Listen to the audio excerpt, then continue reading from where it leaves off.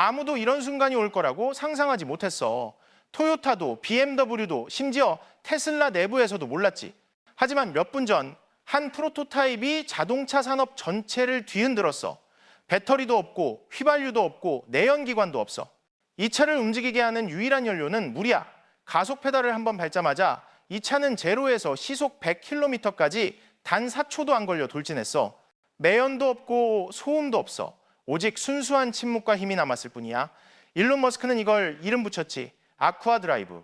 그리고 그 순간 세상은 깨달았어. 전기차 시대는 결코 최종 목적지가 아니었어. 이건 완전히 다른 에너지 혁명의 서막이야. 근데 물이 어떻게 차를 움직이는 힘으로 바뀔 수 있는 거지? 이 엔진은 도대체 어떻게 작동하는 걸까? 그리고 이게 이미 양산 준비가 됐다면 너 지금 보고 있는 걸 믿을 수 있겠어? 지금 채널 구독하고 바로 콘텐츠 확인해봐. 이 시스템의 핵심은 그래핀 세라믹으로 만든 초음파 공진기야. 이게 초당 22,000번 이상 진동하면서 밀폐된 챔버 안에서 물 분자를 쪼개. 그러면 즉시 수소를 만들어내고 그 수소는 마이크로 터빈으로 바로 보내져서 연소되는 거야. 저장할 필요도 없고 가스를 압축할 필요도 없어. 외부 인프라에 의존할 필요도 없지. 차는 그냥 40리터짜리 증류수 탱크를 싣고 다니는 거야. 연료 보충도 복잡하지 않아. 자연에서 얻거나 간단히 처리한 깨끗한 물이면 돼. 빗물이든 정수된 바닷물이든 급하면 수돗물도 가능하지. 그래서 한 번 채우면 820km 이상 달릴 수 있고 연료 넣는 데는 90초도 안 걸려. 최고 속도는 시속 189km인데 이건 소프트웨어로 제한된 거야.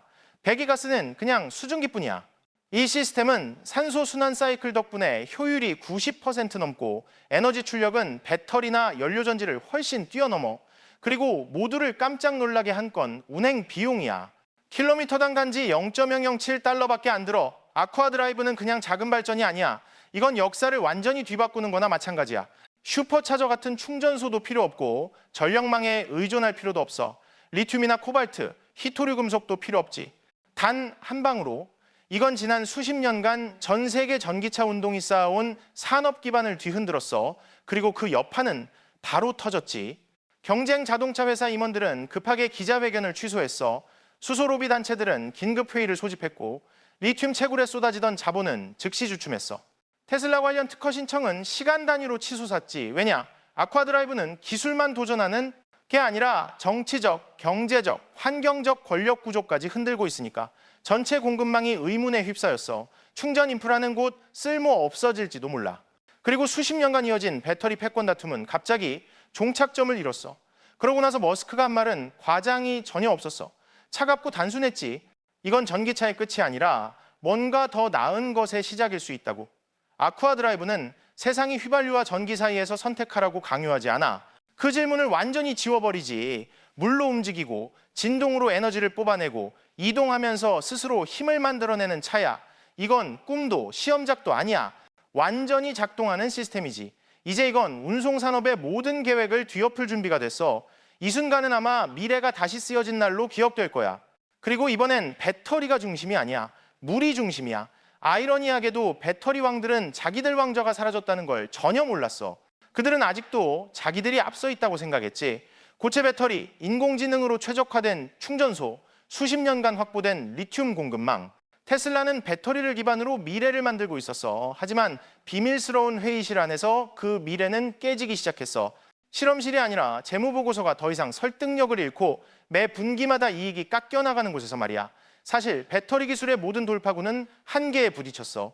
비용, 확장 가능성, 그리고 지정학적 위험, 그리고 진짜 전환점은 거의 아무도 기억하지 못하는 스타트업에서 왔어. 2021년에 테슬라가 조용히 인수한 테라비브의 작은 회사야. 보도자료도 없었고 머스크의 트윗도 없었어. 그냥 껍데기 회사의 자산 목록에 숨어있던 이름뿐이었지. 하이드로노바 시스템스라는 회사는 원래 교통과는 전혀 상관없었어. 그들의 핵심 임무는 장거리 무인, 잠수함용 소형물 분리 기술을 만드는 거였지. 하지만 그 시스템의 핵심은 확장 가능성에 있어서 즉각적으로 수소를 만들어낼 수 있는 초음파 분리기야. 테슬라는 곧바로 최고의 엔지니어들을 조용히 파견해서 연구에 들어갔어. 몇 달 만에 데이터가 모든 걸 보여줬지. 에너지 방출 속도가 더 빠르고 열 손실은 더 적었어. 그리고 제일 중요한 건 리튬이 전혀 필요 없다는 거야. 하지만 사람들을 놀라게 한 건 기술만이 아니었어. 그건 바로 전략이었지. 물로 작동하는 엔진은 자유를 의미해 히토류 자원에 대한 통제에서 벗어나는 자유, 코발트 전쟁에서 벗어나는 자유, 그리고 한계에 다다른 배터리 공급망에서 벗어나는 자유 말이야. 테슬라 내부 메모는 직설적이었어. 리튬이 전기차 혁명의 유일한 취약점이라고. 그래서 아쿠아 드라이브는 그냥 새 엔진이 아니야. 이건 비상 계획이었던 거지. 타이밍도 엄청 중요했어. 공개되지 않은 시뮬레이션 자료에 따르면 2027년까지 전 세계 전기차 판매가 18%나 줄어들 수 있다고 했어. 그 이유는 혁신이 멈춘 게 아니라 인프라가 따라오지 못해서야. 전력망은 취약하고 충전소는 계속 고장나고 리튬 가격은 글로벌 압박 속에서 들쑥날쑥했지. 그 균열은 너무도 뚜렷했어. 그래서 최종 결정이 내려졌지. 화려한 발표도 정보 유출도 없이 그냥 프로토타입 하나와 라이브 데모로 이야기를 새로 쓰는 거야. 하지만 그 순간 이후에 이어진 건 축하가 아니었어. 폭풍이 몰아쳤지. 뒤에서 반발이 거의 즉시 시작됐어. 36시간 만에 전통에너지. 회사들, 독일의 유틸리티 기업들, 한국의 배터리 건물들, 심지어 프랑스 석유 산업과 연계된 껍데기 회사까지 포함된 연합이 특허 반대 신청을 제출했어. 다들 같은 이유를 댔지. 이 기술이 글로벌 에너지 안보를 흔들 수 있다고 직후에 유출된 이메일이 나왔어. 로비스트들이 이 기술을 지연시키고 명예를 훼손하고 심지어 막으려는 방법을 논의하는 내용이었지. 한 문장이 특히 섬뜩했어. 이건 단순한 엔진이 아니라 무기라고. 테슬라의 기가팩토리 안에서 무슨 일이 일어나고 있는지에 대한 속삭임이 시작됐어. 아쿠아 드라이브 테스트에서 핵심 역할을 맡았던 고위 엔지니어가 갑자기 세상을 떠났어. 증상은 전부 중독 같았지만 확인된 증거는 하나도 없었지. 더 골치 아픈 건 그 엔지니어가 마무리하던 데이터가 흔적도 없이 사라졌다는 거야. 그 와중에 경쟁자들은 가만히 있지 않았어. 중국 자동차 회사 몇몇은 비슷한 기술을 역설계하려고 뛰어들었지. 관련 학술 논문들은 죄다 삭제됐어. 오래된 특허들도 다시 꺼내서 샅샅이 분석되고 있고 테슬라의 사이버 보안팀은 심지어 국가 지원을 받은 조직들에서 온 공격 흔적을 찾아냈어. 그래서 출시 계획은 무려 11개월이나 앞당겨졌어. 이건 자랑하려는 게 아니라 방어하기 위한 거였지. 세상이 그때 본 건 완벽한 제품이 아니었어. 그건 경고 사격이었지. 급하게 내놓은 초기 프로토타입, 파괴 위협을 피해 서둘러 공개한 거야. 그리고 그 여파는 즉각 왔어.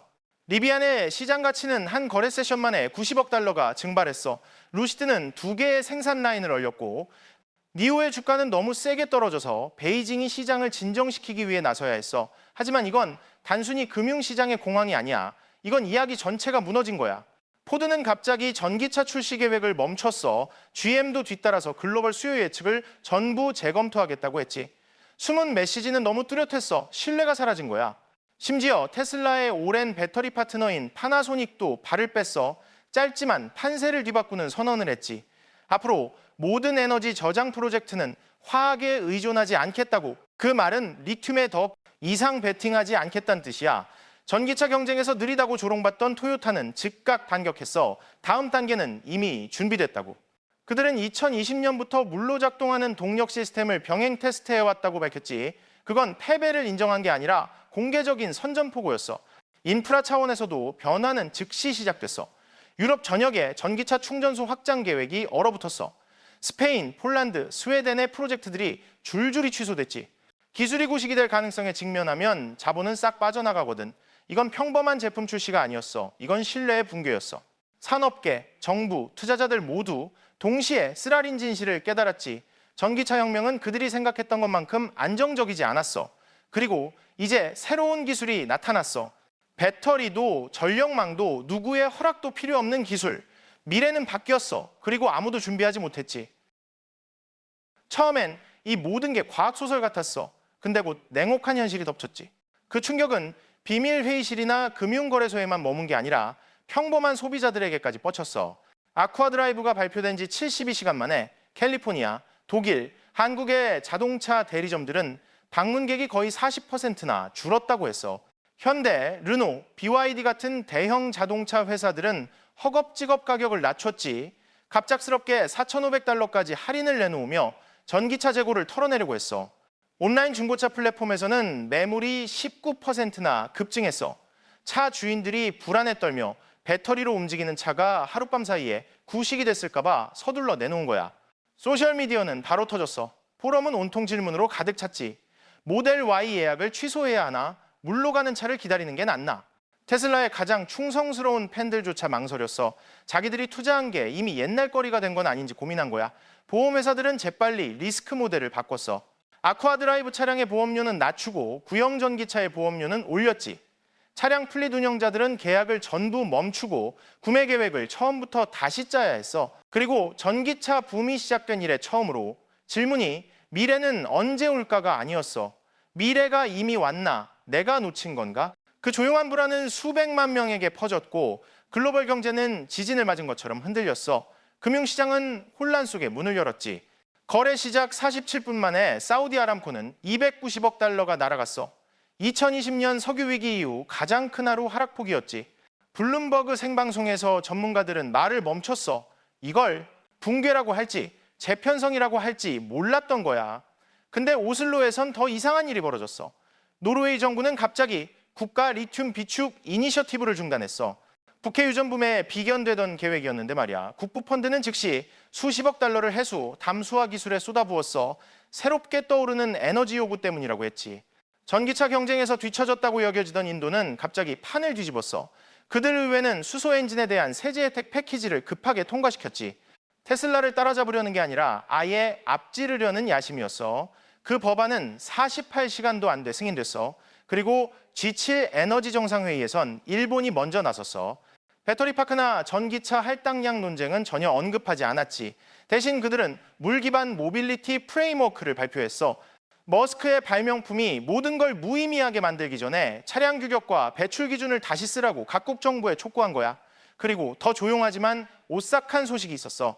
러시아가 짧은 성명을 냈지. 국방부가 군용 수송을 위한 물 기반 동력 시스템 연구에 본격 착수했다고. 설명도 기자회견도 없었어. 그냥 차가운 신호 하나, 군비 경쟁이 시작된 거야. 그런데 초강대국들이 경제를 다시 짜느라 정신없을 때 전기차 산업은 벌써 균열이 가기 시작했어. 북아메리카 전역에 걸친 5만 개가 넘는 충전소 프로젝트가 갑자기 얼어붙거나 취소되거나 무기한 연기됐지. 지역관리들은 전략적 모호함을 핑계로 댔어. 엄청 쏟아지던 민간 자본은 흔적도 없이 사라졌고 캘리포니아의 전력망 운영자들, 그러니까 수십 년짜리 전기차 에너지 계획을 자랑하던 그들은 결국 그 모델을 버려야 했어. 긴급자금은 조용히 도시급수 시스템이랑 이동식 정수센터로 돌려졌지. 화려한 발표 없이 그냥 공공예산 포털 깊숙이 숨은 몇 줄로 끝났어. 테슬라는 이미 5걸음 앞서 있었고 다음 전환을 바로 실행했지. 슈퍼차저 부서 전체를 해체하고 테슬라 하이드라 시스템스로 재탄생시켰어. 그리고 그들의 첫 상업 제품은 세상을 놀라게 했어. 물을 정화하고 수소를 즉석에서 공급할 수 있는 이동식 담수화 모듈이야. 지구 어디든 배치할 수 있는 거지. 그 파장은 정말 혹독했어. 전기차 배터리 재활용 회사들은 자유낙하 상태가 됐어. 3분기 전망은 22%나 깎였지. 계약은 멈췄고 리튬 배터리로 가득 찬 창고는 아무도 원하지 않는 짐이 됐어.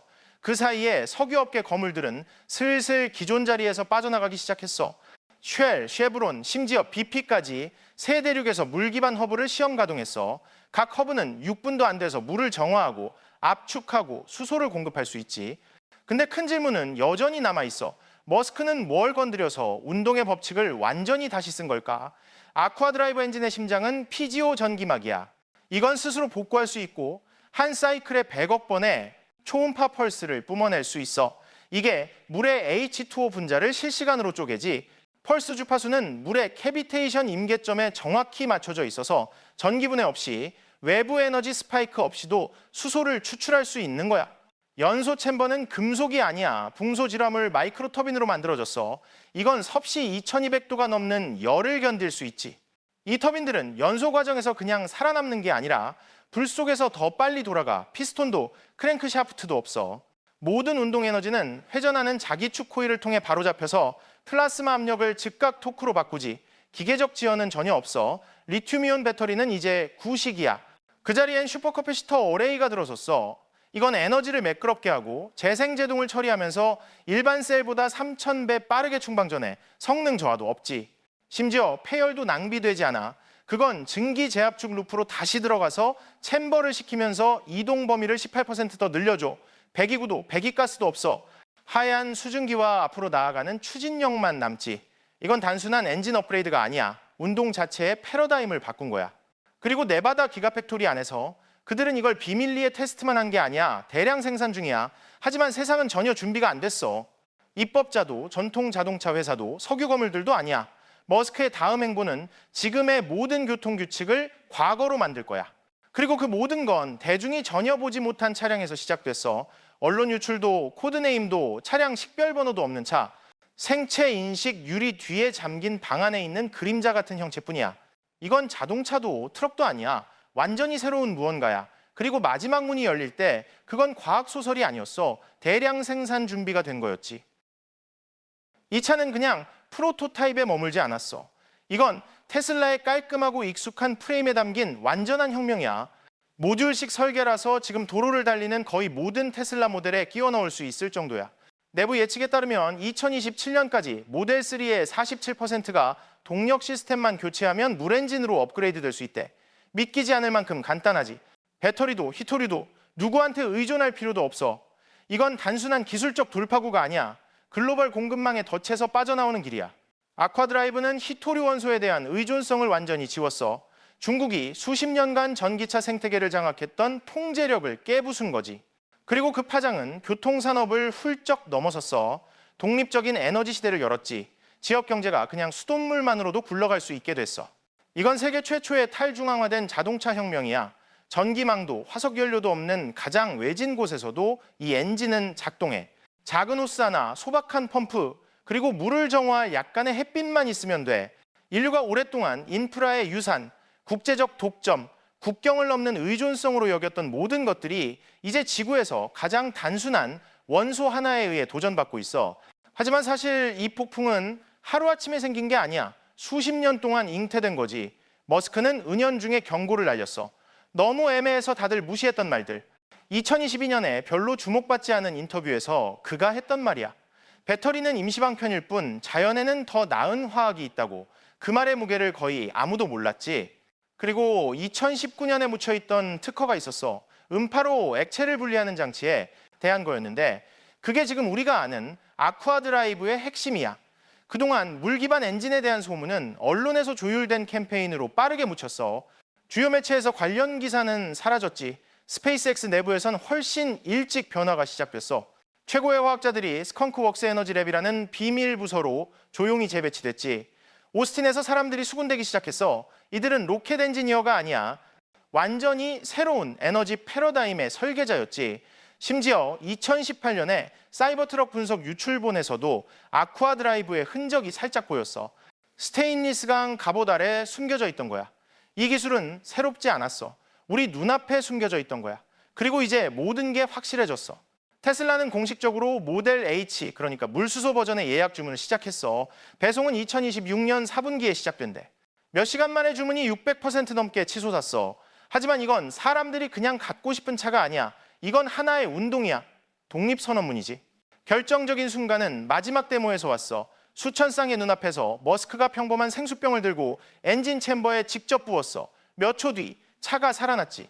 전선도 기름 한 방울도 드라마틱한 연출도 없이 그냥 깨끗한 물이 움직임으로 바뀐 거야. 그 상징은 틀림없었고 그 메시지는 어떤 보도자료보다 더 크게 울렸어. 미래는 리튬으로 가지 않아. 석유를 태우지 않아. 물과 함께 흐르는 거야. 닫힌 문 뒤에서 월스트리트는 엄청나게 흔들렸어. 금융 전문가들은 전기차와 관련된 모든 자산을 허겁지겁 다시 평가했지. 주식 가격은 미친 듯이 춤을 췄어. 분 단위로 치솟았다가 자유낙하했지. 투자 펀드들은 급하게 방향을 틀었고 수십억 달러짜리 예측들은 순식간에 허공으로 사라졌어. 그리고 나머지 세상은 더 이상 전기 시대가 언제 올지 논쟁하지 않았어. 왜냐? 그건 방금 완전히 새로운 시대에 가려졌으니까. 물 기반 엔진은 더 이상 다가오는 게 아니야. 이미 여기에 있어. 하지만 이게 정부, 기업, 그리고 인류 문명 전체에 미칠 진짜 영향은 여전히 커다란 물음표야. 엔진은 이미 시동이 걸렸어. 하지만 이 여정은 이제 막 시작된 거야. 너는 방금 미래의 한 조각을 눈으로 봤어. 질문은 이거야. 그냥 구경만 할 건가? 아니면 이 순간을 붙잡을 건가? 그냥 스크롤하지 마. 댓글 남겨줘. 이게 모든 걸 바꿀 전환점이라고 믿어? 아니면 터지기도 전에 묻힐 거라고 생각해? 왜냐하면 앞으로 일어날 일은 단순히 자동차 이야기가 아니야. 훨씬 더 큰 문제, 즉 누가 세상의 힘을 쥐느냐에 관한 거야.